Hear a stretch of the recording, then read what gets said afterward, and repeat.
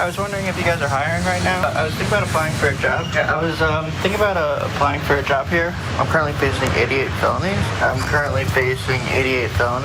For detention of classified information. Do you all take people that have been found liable for sexual assault, trying to overturn the 2020 election, falsifying business records? I was wondering if that was going to be a problem. Working with diamonds and jewelry. They're gonna do a background check. Yeah. So that's the only. So probably not. Yeah. So did you guys hire people that have been found liable for sexual assault, or? We run a phone background. Okay. No, we don't. I don't think so. Okay. Donald Trump has been charged with 88 felonies and found liable for sexual assault. If Trump is too big of a liability to get a job at your local mall, he is too big of a liability to be president of the United States. Republican Accountability PAC is responsible for the content of this advertising. Okay, so I think you see what they're going for there. That is, as they said, the Republican Accountability Project running that ad on Fox News, Morning Joe. Fox and Friends is gonna have it, and it's gonna be in a number of different swing states. Hey, I'm glad you're here. Listen, in order for the Damage Report to keep on going, we need viewers like you to become a member on YouTube. Can you click the join button on YouTube today? Thank you. And the question I have for you, Brian, is when you compare like how we would never hire a person to work at Hot Topic who had violated the law in the way that Donald Trump is, but we might potentially give him the single most power any man holds in the world. Like, is it actually disqualifying? Like, a lot of people seem perfectly comfortable with it, even after this point. And not just, I'm not like discount all the charges that he's facing. He has been found guilty of fraud and defamation and sexual abuse and all of these things, and yet it does not seem to be disqualifying. What do you make of that? Well, I mean, there are a couple of ideas. I think first, it's interesting that the spot or this commercial spot, this particular thing is sort of playing to a part of the Republican Party that isn't okay with it. And I think there's a growing number of Republicans that aren't okay with it. Two, I think it's proportionate to the fear the candidate is able to drum up to counter all of the 88 indictments. In other words, the fear of immigration and murderers and marauders coming into town and killing everybody and taking your jobs is kind of like, I hate that more than the fact that Trump has all of these sort of criminal charges against him.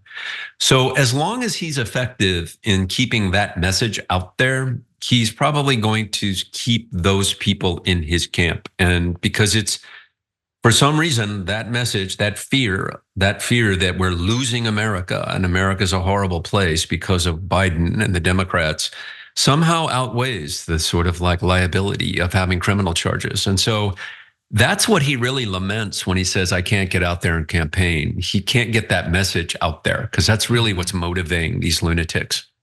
Yeah, he can't, I guess, generate the fear and the rage that he needs, at least specifically. And you need to, that's a 24/7 job in these rallies and these sound bites that he drops. And it's important for him to get out there. And he got rained out last weekend.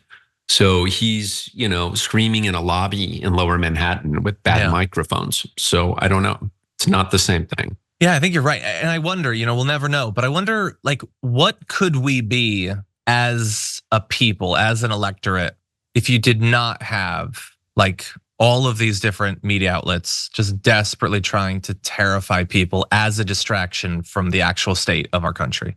I wonder what that would look like. I wonder what those people would want, what they would expect of their government, who they would support. And we will never know that because it is just, there's more of it and it's more sophisticated than it's ever been before. And soon you're gonna be flooded with AI versions of all the stuff designed to make you absolutely terrified of anyone with a different skin color of your own.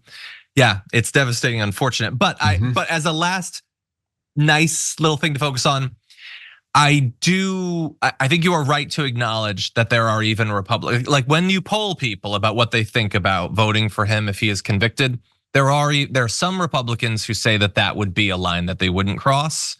And I wish that there were more people in that group, but there are some, and it deserves to be acknowledged. So I think you're right to do so. Yeah. It's because I live in Georgia and I know, and anecdotally, I have no data on this, but like it's mostly bar talk. There's like a real nostalgia here for Reagan and Bush. Like if you look at certain clothing stores, there are like Reagan Bush hats. Like and Kemp here is kind of like a Reaganized, stylized kind of sort of governor.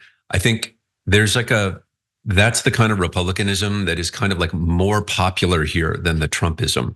And so those folks are more accessible, reachable, their minds can be changed. And there's a certain amount of, virtue, character, all of these things do matter. Yeah. There isn't a blind loyalty there necessarily. Okay. So there is there's a small number of people here that I've met.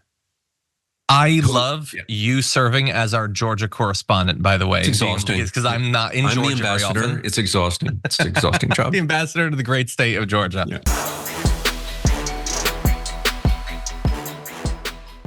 Thanks for watching our video. Did you know that you can support our show by becoming a subscriber?